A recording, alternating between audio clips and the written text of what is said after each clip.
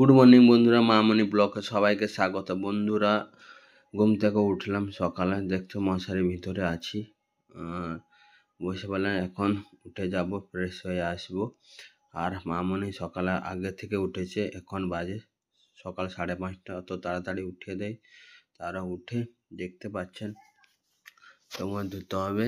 আর fresh হয়ে bathroom থেকে আছি, বাথরুম থেকে এসে দেখছি আমার বাবাই উঠে পড়েছে আর স্কুলে বেরিয়েছে, বেরিয়ে বসে আছে আর মোবাইল দেখছে। মোবাইল না দেখলে তার সকালে গুড মর্নিং হয় না, তাই জন্য মোবাইল দেখছে। এখন মামনি খাচ্ছে। এটা কি করছো গো? এ তো মুড়ি ভাজছে চাল নিয়ে। তো দেশ গ্রামের দিকে কিরকম মুড়ি ভাজায় দেখো, অরিজিনাল ঘরোয়া ঘরের মুড়ি ভাজা, মেশিনে নয়। এরকম মাটির ইয়েতে চাল লাগে, জলে ভিজিয়ে দিতে হয়, তারপরে শুকিয়ে তারপরে আবার এরকম চাউলকে ড্রাই করতে হয়, শুকাতে হয়। তারপরে সেটা হওয়ার পরে বৌদি মুড়ি ভাজছে, দেখতে কত সুন্দর করে মুড়ি ভাজাচ্ছে, পুরো ফুলের মতো। এগুলো টেস্ট দুর্দান্ত হয় কমসে কম, বুঝতে পারলেন?